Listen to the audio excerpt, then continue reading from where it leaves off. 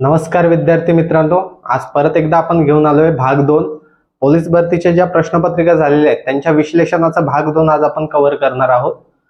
चला प्रश्नांकडे वळूया. प्रश्न क्रमांक 1, प्राचीन संस्कृतीचे सापडलेले जोर्वे हे ठिकाण कोणत्या तालुक्यात आहे? अकोले, संगमनेर, राहता आणि नेवासे हे चारही जेवढे ऑप्शन दिलेले आहेत ते अहमदनगर जिल्ह्याचे सगळे तालुके आहेत आणि त्याचं उत्तर जे आहे ते ऑप्शन क्रमांक 2 संगमनेर.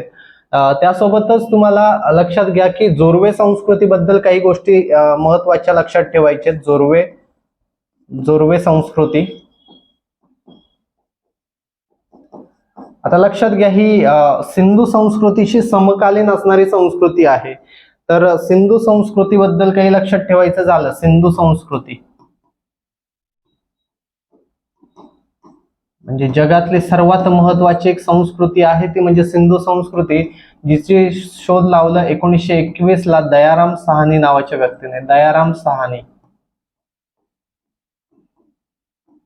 याच सिंधू संस्कृतीच्याच काळामध्ये महाराष्ट्रात काही संस्कृती आल्या किंवा काही ठिकाणं आहेत, जसं की जोर्वे ही संस्कृती महाराष्ट्रात उदयास आली.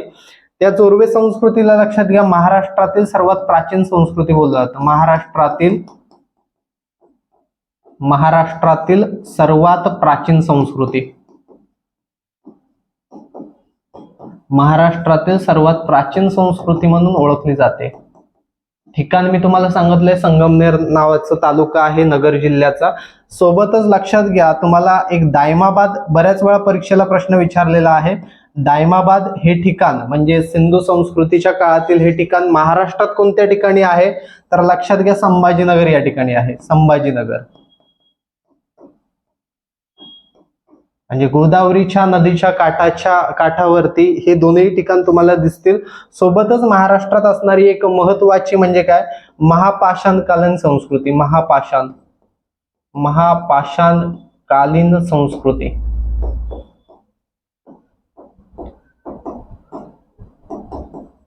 याचे अवशेष तुम्हाला नागपूर जिल्ह्यामध्ये पाहायला मिळतील. या संस्कृतीचे नागपूर जिल्हा अत्यंत महत्वाचा. ह्या तीनही संस्कृतींवरती बऱ्याच वेळा प्रश्न आलेला आहे, त्याच्यामुळे नोट डाऊन करून घ्या. चला, आपण हा प्रश्न जसा कव्हर केला तसा नगर जिल्ह्याबद्दल किंवा अहमदनगर जिल्ह्याबद्दल माहिती असणं गरजेचं आहे. बघूया अहमदनगर जिल्ह्याचे वैशिष्ट्य. जसं की महाराष्ट्रातला सर्वात मोठा जिल्हा, ठीक आहे. त्याच्यानंतर लक्षात घ्या की प्रवरा नदी खूप महत्वाची आहे. प्रवरा नदी, या प्रवरा नदीवरती लक्षात घ्या रंधा नावाचा धबधबा आहे. रंधा धबधबा. त्याच्यानंतर लक्षात घ्या आंब्रेला धबधबा सुद्धा महत्वाचा आहे. आंब्रेला धबधबा. त्याच्यानंतर लक्षात घ्या भंडारदरा नावाचं धरण सुद्धा महत्वाचं आहे. भंडारदरा धरण हा तुम्हाला अकोले तालुक्यामध्ये दिसेल आणि अकोले तालुक्यामध्येच अजून एक ठिकाण तुम्हाला लक्षात घ्या, भंडारदरा हे थंड हवेचं ठिकाण सुद्धा नगर जिल्ह्यामध्येच आहे, अकोले तालुक्यामध्ये. लक्षात घ्या. त्याच्यानंतर ह्याच भंडारदरा धरणाला अजून 2 नाव आहेत, कारण ब्रिटिश कालीन बांधलेला म्हणजे पहिला धरण जर कोणता असेल तर तो हा आहे, म्हणून त्याला विल्सन धरण किंवा आर्थर लेक या नावाने सुद्धा ओळखलं जातं. काय ओळखलं जातं? भंडारदरा धरणाला विल्सन धरण किंवा आर्थर लेक या नावाने सुद्धा ओळखलं जातं. आर्थर लेक या नावाने सुद्धा ओळखलं जातं भंडारदरा धरणाला. त्याच्यामुळे हे महत्वाचं आहे. अजून काय, प्रवरा नदीबद्दल लक्षात घ्या. प्रवरा नदीबद्दल, तर प्रवरा नदीवरती किंवा नदीच्या काठावरती ज्ञानेश्वरांनी ज्ञानेश्वरी सांगितलेली आहे. ज्ञानेश्वरीचं वाचन ज्ञानेश्वरांनी कुठं केलेलं आहे? प्रवरा नदीच्या काठावरती केलेलं आहे. म्हणजे ही गोदावरीची एक मुख्य नदी आहे, लक्षात घ्या. त्याच्यानंतर लक्षात घ्या याच्यामध्ये नगर जिल्ह्याचं अजून वैशिष्ट्य जर तुम्ही पाहिलं तर साखर कारखाना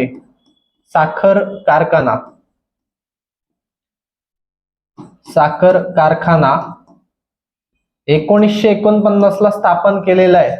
विठ्ठलराव विखे पाटलांनी 1949ला आशियातला पहिल्यांदा सहकारी कारखाना जर कोणता स्थापन केलेला असेल तर तो आहे नगर जिल्ह्यातला हा कारखाना आहे. त्याच्यामुळे ही माहिती नोट डाऊन करून घ्या. पुढच्या माहितीकडे आपण वळूया. जसं की साखर उत्पादनात राज्यामध्ये 1 नंबर वरती जर कोणता जिल्हा असेल तर तो नगर जिल्हा आहे साखर उत्पादनामध्ये, कळते का? त्याच्यानंतर लक्षात घ्या इथे पारनेर तालुका खूप महत्वाचा आहे. पारनेर तालुका, पारनेर तालुक्यामध्ये काय आहे की पारनेर तालुक्यामध्ये अण्णा हजारे यांची कर्मभूमी म्हणून ओळखली जाते. सेनापती बापट यांची कर्मभूमी म्हणून ओळखली जाते. सेनापती बापट यांची सुद्धा कर्मभूमी आहे. चोंडी या ठिकाणी लक्षात घ्या, चोंडी हे ठिकाण आहे. त्या ठिकाणी अहिल्यादेवी होळकर यांची जन्मभूमी आहे. अहिल्यादेवी होळकर अहिल्यादेवी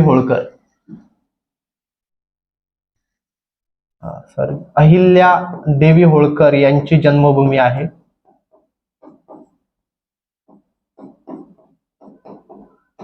जे अष्टविनायक आहेत त्या 8 विनायकांपैकी सिद्धटेक हे सुद्धा अष्टविनायकांपैकी एक महत्वाचं नगर जिल्ह्यामध्येच तुम्हाला पाहायला मिळेल. त्याच्यानंतर लक्षात घ्या इकडे राहुरीमध्ये पहिला कृषी विद्यापीठ, लक्षात घ्या राहुरीमध्ये जे कृषी विद्यापीठ स्थापन झालेलं आहे 1968 मध्ये ते सुद्धा नगर जिल्ह्यामध्ये आहे. त्याच्यामुळे नोट डाऊन करून घ्या. चला पुढच्या माहितीकडे वळूया आपण. त्याच्यानंतर लक्षात घ्या इकडे काळवीट या प्राण्यासाठी प्रसिद्ध असणारं, काळविटांसाठी प्रसिद्ध असणारं देऊळगाव रेहरकुटी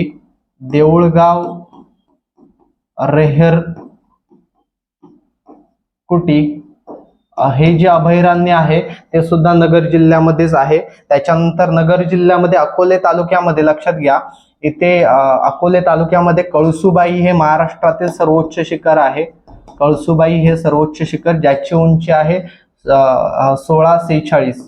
1646 मीटर एवढी उंची आहे. हे सुद्धा नगर जिल्ह्यामध्येच तुम्हाला पाहायला मिळेल. त्याच्यानंतर लक्षात घ्या सोलापूर आणि अहमदनगर जिल्ह्याच्या बाउंड्रीवरती म्हणजे सीमेवरती तुम्हाला माळढोक पक्षी अभयारण्य दिसेल. माळढोक पक्षी अभयारण्य हे सुद्धा महत्वाचं आहे. माळढोक पक्षी अभयारण्य हे सुद्धा महत्वाचं आहे. सोबतच इतर माहिती सुद्धा महत्वाची आहे. त्याच्यामुळे नगर जिल्ह्याची माहिती काढून ठेवा. चला आपण पुढच्या प्रश्नाकडे वळूया. प्रश्न क्रमांक 2, कोणत्या वेदामध्ये संगीताचा उल्लेख केलेला आहे? बऱ्याच वेळा या वेदांवरती प्रश्न विचारलेले आहेत. म्हणजे भारतामध्ये लक्षात घ्या याचं उत्तर जर सांगायचं झालं तर सामवेद हा त्याचं उत्तर आहे. भारतामध्ये सुरू झालेला उत्तर वैदिक काळ किंवा वैदिक काळ लक्षात घ्या. म्हणजे लक्षात घ्या आर्य जेव्हा भारतामध्ये आले तेव्हा जो काळाला सुरुवात झाली त्या काळाला बोलतात उत्तर वैदिक काळ किंवा वैदिक काळ. याच वैदिक काळामध्ये वर्ण व्यवस्था सुद्धा आली. वर्ण व्यवस्था आणि याच्यामध्ये वेदांची सुद्धा निर्मिती केली गेली किंवा वेद रचले गेले. तेच वेद म्हणजे हे 4 वेद, ऋग्वेद, सामवेद, यजुर्वेद आणि अथर्ववेद.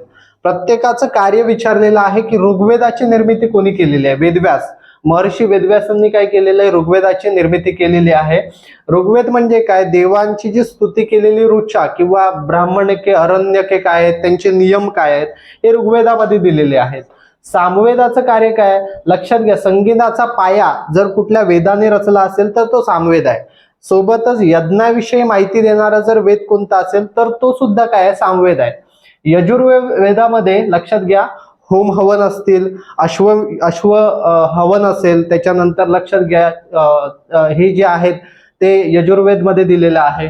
आणि अथर्ववेद मध्ये काय दिलेलं आहे की जीवन कसं जगलं पाहिजे याची सगळी माहिती कशामध्ये दिलेली आहे? अथर्ववेद. आता लक्षात घ्या आयुर्वेदाचा जर उगम, जसं की संगीताचा उगम सामवेदामध्ये दिलेला आहे तसं आयुर्वेदाची माहिती किंवा आयुर्वेदाचा जर पाया जर कुठल्या वेदाने रचला असेल तर तो अथर्ववेदाने रचलेला आहे. ही सुद्धा माहिती लक्षात ठेवा.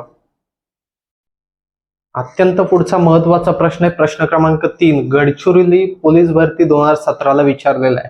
कधी कधी हा सोर्स आहे तो पुस्तकामध्ये सुद्धा वाचला जात नाही. आता बघा, वीर बाबूराव शेडमाके हे डॉट डॉटच्या लढ्यात सहभागी होते. हा व्यक्ती आपल्याला पुस्तकात म्हणजे आपल्याला पाहायला मिळत नाही, परंतु असे प्रश्न येतात त्याच्यावरती आपल्याला मार्क्स मिळणं महत्वाचं आहे. कारण पोलीस भरती किंवा इतर स्पर्धा परीक्षा असू दे, त्याच्यावरती एक मार्क्स आपल्याला महत्वाचा आहे. जर याचा विचार केलं तर हे व्यक्ती 1857च्या लढ्यामध्ये सामील झालेली व्यक्ती आहेत. 1857च्या लढ्यामध्ये, एकच मिनिट, यांचं जर पाहिलं तर यांचं उत्तर आहे 3ऱ्या क्रमांकाचं 1857. लक्षात घ्या, मध्य भारत म्हणजे काय की आपला महाराष्ट्र येतो. तर मध्य भारतामध्ये लक्षात घ्या, चांदा म्हणजे सगळ्यांनाच माहिती आहे, चांदा म्हणजे पहिला चंद्रपूर जो जिल्हा आहे त्याला चांदा या नावाने ओळखलं जायचं. तिथलेच हे चांदा मधले वीर बाबूराव शेडमाके हे काय केलेलं आहे, ते चांदा या ठिकाणी जो 1857चा लढा झाला त्या ठिकाणी काय केलेलं आहे, नेतृत्व केलेलं आहे. 1857च्या लढ्याबद्दल लक्षात घ्या, याची उठावाची सुरुवात कुठून झालेली आहे तर विचारलं तर बराकपूर छावणीपासून झालेलं आहे. बराकपूर छावणीमध्ये काय आहे की पूर्वनियोजित तारीख सुद्धा बऱ्याच वेळा विचारलेली आहे की हा जो लढा होता, पूर्ण भारतभर जो लढा सुरू करणार होते त्याची पूर्वनियोजित तारीख होती 31 मार्च 1857. परंतु लक्षात घ्या, उठावाच्या 2 दिवस आधी या छावणीमध्ये अशी काही घटना घडली ज्या ठिकाणी मंगल पांडेने काही अधिकाऱ्यांना गोळे मारल्या, मंगल पांडे, आणि त्याच्यामुळे या उठावाला सुरुवात झाली. 29 मार्च ही सुद्धा डेट विचारलेली आहे बऱ्याच वेळा परीक्षेला, त्याच्यामुळे ही डेट माहिती असली पाहिजे. मग हा जो उठाव आहे छावणीनंतर बऱ्याच ठिकाणी पसरला. त्या ठिकाणी पहिल्यांदा असेल दिल्ली या ठिकाणी पसरला, बहादूरशाह जफर होता त्या ठिकाणी. लखनौमध्ये तुम्ही पाहिलं तर बेगम हजरत महल असेल, झाशीमध्ये जर तुम्ही पाहिलं तर झाशीची राणी होती, कानपूरमध्ये जर पाहिलं तर तुम्हाला शेवटचा पेशवा तुम्हाला दिसेल त्या ठिकाणी. त्याच्यानंतर तुम्ही जर पाहिलं तर बऱ्याच ठिकाणी या उठावाचं नेतृत्व बऱ्याच ठिकाणी पसरलेलं आहे. त्याच्यानंतर 1920 ला काय झालेलं आहे, असहकार चळवळ झालेली आहे. लक्षात घ्या, असहकार चळवळ कशासाठी, कारण जे काही ब्रिटिशांच्या पॉलिसीज होत्या, जे धोरणं होते त्याला विरोध करण्यासाठी गांधीजींनी जी चळवळ सुरू केली होती ती असहकार चळवळ होती. 1931 ला लक्षात घ्या, कालच आपण डिस्कस केलं होतं की 23 मार्च 1931 ला भगतसिंग, सुखदेव, राजगुरू यांना फाशी देण्यात आलेली आहे. सोबतच 1931 ला काय झालेली आहे, पहिली गोलमेज परिषद संपायला सुद्धा आली होती, जी सुरू झाली होती 1930 ला आणि संपायला कधी आली होती, 1931 ला. आणि 1942 अत्यंत महत्वाचं आहे, बऱ्याच वेळा प्रश्न विचारलेला आहे, चले जाओ चळवळ किंवा चले जाओ आंदोलन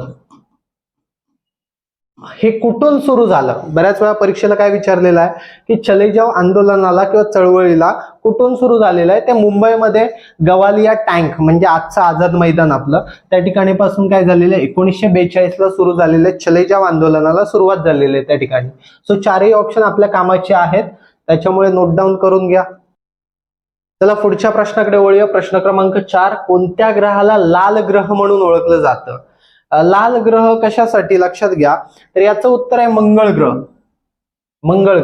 मंगळाचं वैशिष्ट्य असं आहे की मंगळावरती लोहाचं प्रमाण जास्त आहे, आणि ज्या ठिकाणी लोहाचं प्रमाण जास्त असतं त्याच्यामुळे त्या ठिकाणी मंगळाला कोणता रंग प्राप्त झालेला आहे, लाल रंग प्राप्त झालेला आहे. बऱ्याच वेळा परीक्षेला विचारलं जाते की लोहाचं प्रमाण जास्त असणारा ग्रह कोणता, मंगळ. तुम्ही रक्तामध्ये सुद्धा पाहिलं असेल की रक्तामध्ये लोहाचं प्रमाण जास्त असल्यामुळे रक्ताला सुद्धा लाल रंग प्राप्त होतो. मंगळ बद्दल एक वैशिष्ट्य लक्षात ठेवा, मंगळ बद्दल की मंगळ जो आहे त्याच्यावरती ऑलिम्पस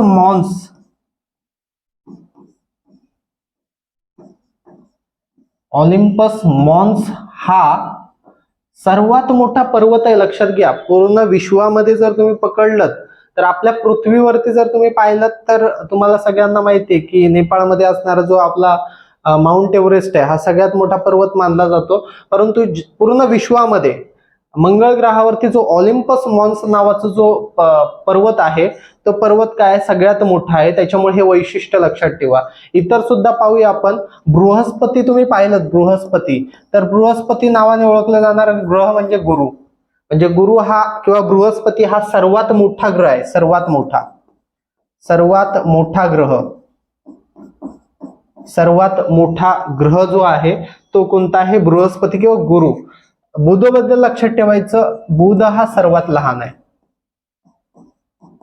बुध हा सर्वात लहान आणि सोबतच सूर्याच्या जवळ असणारा ग्रह आहे, सूर्याच्या जवळ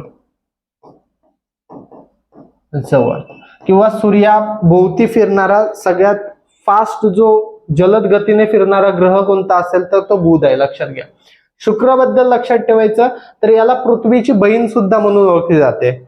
शुक्रला काय बोललं जातं? पृथ्वीची बहीण म्हणून सुद्धा ओळखलं जातं, कारण शुक्र आणि पृथ्वीचा जो आकारमान आहे तो दिसायला काय आहे? सारखा आहे, लक्षात घ्या. त्याच्यानंतर शुक्रबद्दल अजून काय, तर कार्बन डायऑक्साईडचा वायू असणारा लेयर असणारा जर ग्रह कोणता असेल तर तो शुक्र आहे. त्याच्यामुळे चारही ग्रहांची माहिती खूप महत्वाची आहे. चला पुढच्या प्रश्नाकडे जाऊया आपण.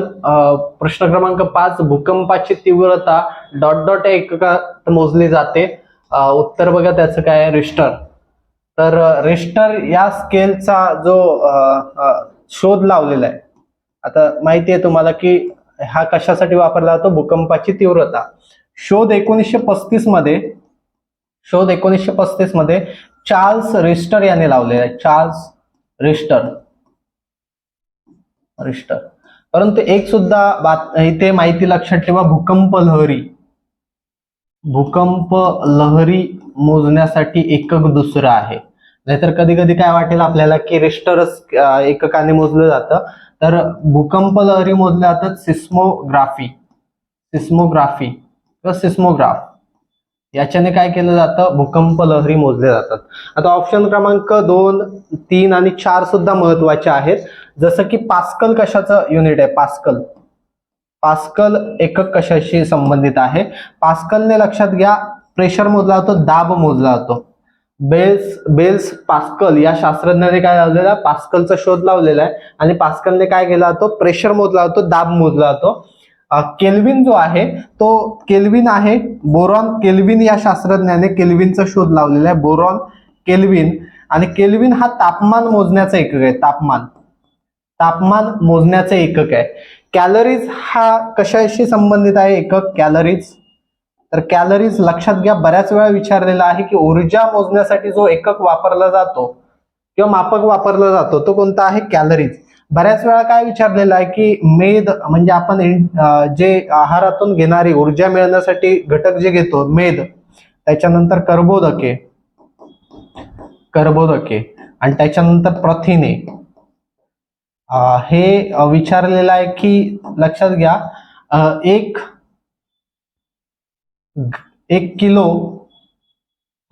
ग्रॅम मैद्यापासून आपल्याला किती कॅलरीज मिळतात? लक्षात घ्या काय विचारलेलं आहे, 1 ग्रॅम मैद्यापासून आपल्याला किती कॅलरीज मिळतात?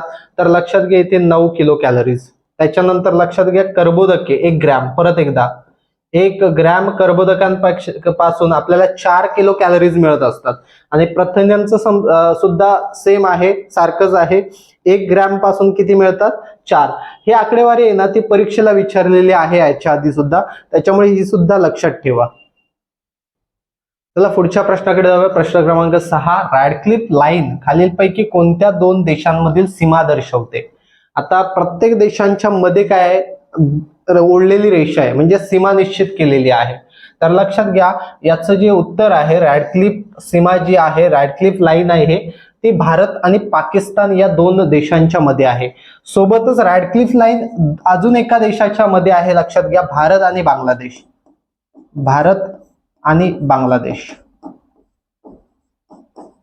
बांगलादेश जो देश तयार झाला हा 1971 ला तयार झालेला देश आहे, लक्षात घ्या. परंतु त्याच्या आधी बांगलादेश हा लक्षात घ्या पूर्व पाकिस्तान, म्हणजे जेव्हा आपला देश स्वातंत्र्य झाला तेव्हा फाळणी झाल्यानंतर पश्चिमेला जो पाकिस्तान आहे त्याला पश्चिम पाकिस्तान आणि बांगलादेश आत्ताच आहे त्याला पूर्व पाकिस्तान म्हणून ओळखलं जायचं. त्याच्यामुळे बांगलादेश आणि पाकिस्तान या दोनही देशांमध्ये आपल्याला जी लाईन दिसते किंवा सीमा दिसते ती कोणती आहे? रॅडक्लिफ सीमा. त्याच्यानंतर ऑप्शन क्रमांक 2 बघा, म्यानमार मध्ये निश्चित अशी केलेली सीमा नसली तरी नैसर्गिक सीमा आहे. कोणती सीमा आहे? राखीन योमा नावाची. राखीन योमा नावाची जी सीमा आहे ती कोणत्या दोन देशांच्या मध्ये आहे?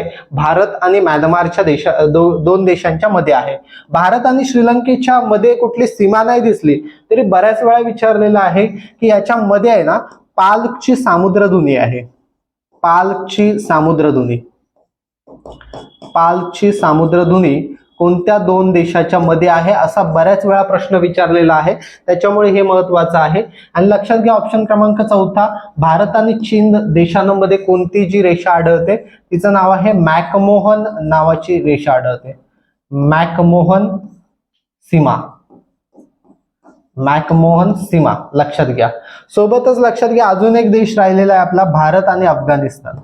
भारत आणि अफगाणिस्तान.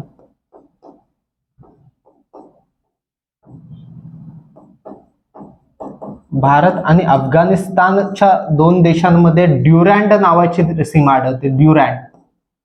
ड्युरँड नावाची सीमा आढळते. या सीमा सगळ्या तुमच्या कामाच्या आहेत लक्षात घ्या. सोबतच काय भारताच्या बाजूला जेवढे देश आहेत म्हणजे महत्वाचे देश कोणते? 7 देश कसे लक्षात ठेवायचे तर लक्षात घ्या त्याला ट्रिक आहे बचपन में MBA किया. बचपन में MBA किया म्हणजे पहिला जो मोठा देश आहे सगळ्यात जास्त भारताची सीमा ज्याला लागून आहे तो म्हणजे आपला बांगलादेश. आणि सगळ्यात कमी बघा सगळ्यात जास्त आणि सगळ्यात कमी जरी लक्षात ठेवलं तरी भरपूर झालं. अफगाणिस्तान. सगळ्यात कमी कोणती आहे? अफगाणिस्तान.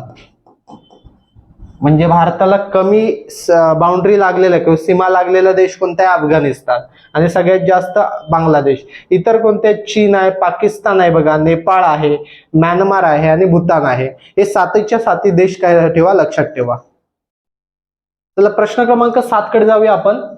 प्रश्न क्रमांक 7 विचारलेला आहे की खालीलपैकी कोणते चरबी विद्राव्य जीवनसत्व नाहीये. काल सुद्धा एक प्रश्न आपण जीवनसत्वांवरती बघितला होता की कोणकोणते जीवनसत्व आपण त्यांचे शास्त्रीय नाव सुद्धा पाहिले होते आणि त्यांच्या संबंधित रोग सुद्धा आपण काल पाहिले होते. आज प्रश्न विचारलाय चरबी विद्राव्य. चरबी म्हणजे काय? मेदामध्ये विरघळणारे जीवनसत्व कोणते? आता जीवनसत्व मेन मुद्दा आहे जीवनसत्व.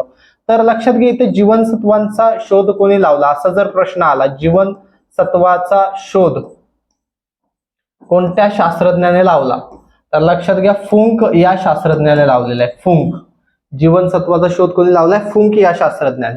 आता मेदद्रव्य आता 2 गट पडतात. एक म्हणजे मेदात विरघळणारे आणि दुसरे काय आहेत? पाण्यात विरघळणारे असे जीवनसत्वांची काय करतात? गट पडतात. तर परीक्षेला जर विचारलं मेद विद्राव्य किंवा चरबी विद्राव्य तर लक्षात घ्या ब आणि क ला बाजूला ठेवा. राहिलेले सगळे काय आहेत जसं की ए, डी, ई आणि के हे काय होतात? मेदात विरघळतात.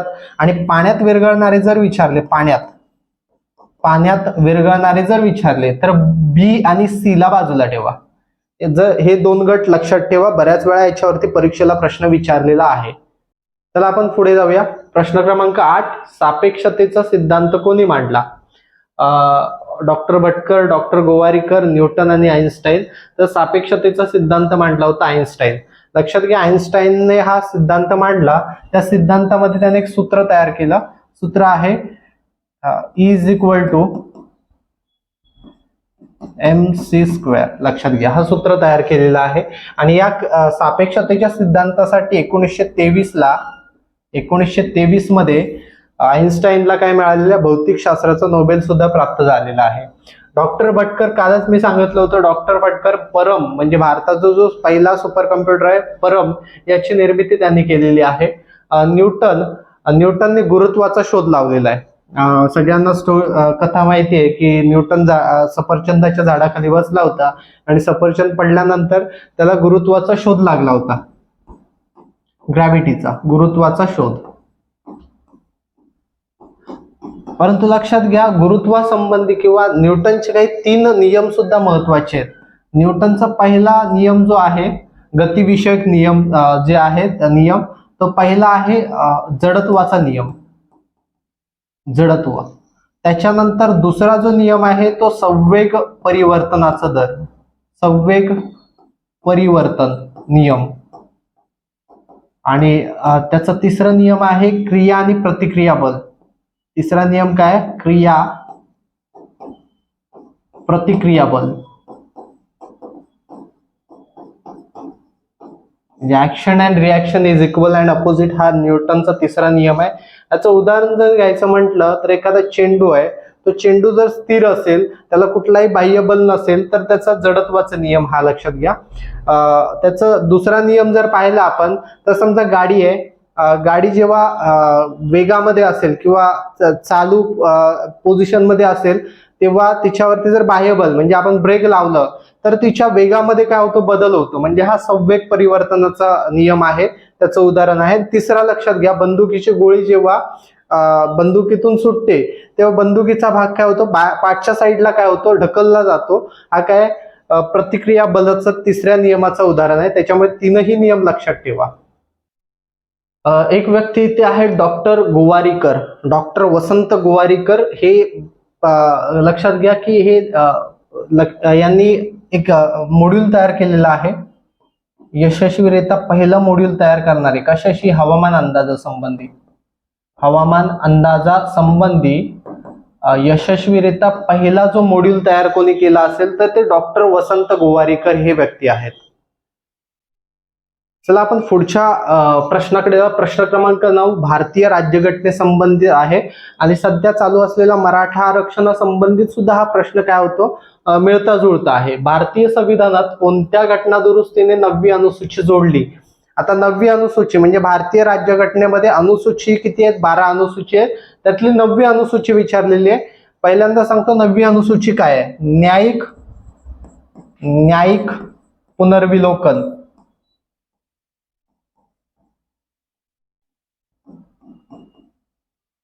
म्हणजे समजा असा एखादा कायदा तयार झाला तर तो कायदा मूलभूत हक्कांच्या समजा विरोधात जात असेल तर त्या कायद्याला मूलभूत हक्कांच्या पासून म्हणजे लक्षात घ्या, एखाद्याचा मूलभूत हक्क जर डावळलं जात आहे तर त्याला न्यायालयीन उपाययोजना आहेत कलम 32 मध्ये, लक्षात घ्या. परंतु जर इथे एखादा कायद्याला मूलभूत हक्कांपासून संरक्षण जर प्राप्त करायचं असेल तर त्याला कुठल्या परिशिष्टामध्ये टाकलं जातं? 9व्या परिशिष्टामध्ये. लक्षात घ्या, जसं की तमिळनाडू सरकारने जो आरक्षणाची लिमिट क्रॉस केलेली आहे 69% केलेली आहे, तिला काय केलेलं आहे? त्यांनी 9व्या परिशिष्टामध्ये टाकलंय. त्याच्यामुळे काय मिळालेलं आहे? त्याला संरक्षण मिळालेलं आहे. त्याच्यामुळे 9वी अनुसूची आपल्या कामाची आहे खूप. सोबतच पहिली अनुसूची म्हणजे हा प्रश्नाचं उत्तर सांगतो की भारतीय संविधानात कोणत्या घटना दुरुस्तींनी 9वी अनुसूची जोडली गेली? पहिली. लक्षात घ्या. सोबतच 3 अनुसूची सुद्धा आपल्याला ज्या 3 घटना दुरुस्ती आहेत, दुसरी, तिसरी आणि चौथी, ती सुद्धा कामाची आहे. दुसरीने लक्षात घ्या की राज्य प्रतिनिधित्व आहेत किंवा राज्य मतदारसंघामध्ये, राज्य विधिमंडळामध्ये जे मतदारसंघाचे जे प्रतिनिधित्व असतात त्यांच्या लोकसंख्येनुसार जी मर्यादा घातली होती ती काय केली होती? बदलली गेली होती दुसऱ्या अनुसूचीद्वारे. तिसरी अनुसूची लक्षात घ्या. तिसऱ्या अनुसूचीमध्ये 7व्या परिशिष्टामध्ये बदल केलेला आहे. लक्षात घ्या, 7वे परिशिष्ट बऱ्याच आपल्या कामाचं आहे. 7वं परिशिष्ट याच्यामध्ये काय दिलेले आहेत? 3 सूची दिलेली आहेत. एक म्हणजे राज्यसूची, दुसरी दिलेली आहे केंद्र सूची आणि तिसरी दिलेली आहे समवर्ती सूची. लक्षात घ्या की ही समवर्ती सूची बऱ्याच वेळा याच्यावरती प्रश्न विचारलेला आहे की समवर्ती सूची आपण कोणत्या देशाकडून घेतलेली आहे? तर ऑस्ट्रेलिया नावाच्या देशाकडून घेतलेली आहे. या समवर्ती सूचीमध्ये काही बदल केले गेले, त्याच्यासाठी जी घटना दुरुस्ती आणली गेली ती तिसरी घटना दुरुस्ती होती. आणि चौथी घटना दुरुस्ती पुन्हा एकदा 9व्या शेड्यूल किंवा 9व्या परिशिष्टाशी संबंधित आहे. काही त्याच्यामध्ये जे विषय होते ते काय केलेले आहेत? 4थ्या घटना दुरुस्तीने बदल केलेले आहे. याचे काही अधिकार आहेत न्यायिक पुनर्विलोकनाचे, ते काय केलेले आहेत? बदलले गेलेले आहेत 4थ्या घटना दुरुस्तीने.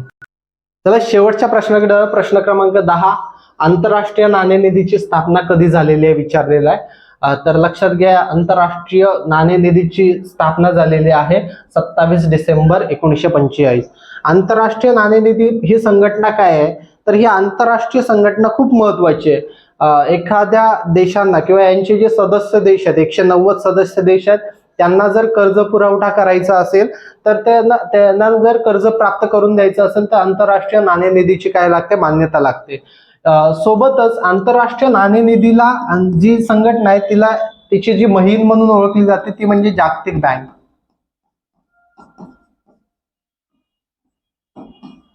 लक्षात घ्या, असा काही प्रश्न विचारला की आंतरराष्ट्रीय नाणेनिधीची बहीण म्हणून ओळखली जाणारी आंतरराष्ट्रीय संघटना कोणती आहे तर ती जागतिक बँक आहे. का तर लक्षात घ्या 1944 मध्ये ब्रेटन वूड परिषद झाली होती, ब्रेटन वूड परिषद. आणि याच परिषदेमध्ये दोन संघटनेची स्थापना करण्याचा निर्णय घेतला गेला. एक म्हणजे काय आंतरराष्ट्रीय नाणेनिधी आणि दुसरी म्हणजे काय ब्रेटन वूड परिषद. त्याच्यामुळे लक्षात घ्या, म्हणूनच जागतिक बँकेला काय केलं जातं, त्याची स्थापना पण 27 डिसेंबर 1945 हीच मानली जाते. सोबतच लक्षात घ्या, यांचं मुख्यालय जर तुम्हाला विचारलं तर मुख्यालय कुठे, वॉशिंग्टन डीसी. वॉशिंग्टन डीसी या ठिकाणी काय यांचं मुख्यालय, हे लक्षात ठेवा. त्याच्यानंतर लक्षात घ्या, ऑप्शन क्रमांक 4 जो आहे 15 ऑगस्ट 1947. 15 ऑगस्ट 1947 ला सगळ्यांनाच माहिती आहे देश स्वातंत्र्य झालाय. आणि 1 जानेवारी 1948, कमेंट बॉक्स मध्ये उत्तर देण्याचा प्रयत्न करा की 1 जानेवारी 1948 जसं की झारखंड मध्ये कोणतं ठिकाण आहे, झारखंड मध्ये असा कोणता ठिकाण आहे, त्या ठिकाणी लक्षात घ्या की जालियनवाला बाग हत्याकांड ज्या पद्धतीने झाला होता, झारखंडमध्ये पण अशा पद्धतीने एक नरसंहार झालेला आहे. तो कुठे झालेला आहे झारखंडमध्ये, तो कमेंट बॉक्स मध्ये उत्तर देण्याचा प्रयत्न करा. लेक्चर जर आवडला असेल तर नक्कीच लाईक करा, शेअर करा आणि सबस्क्राईब करा.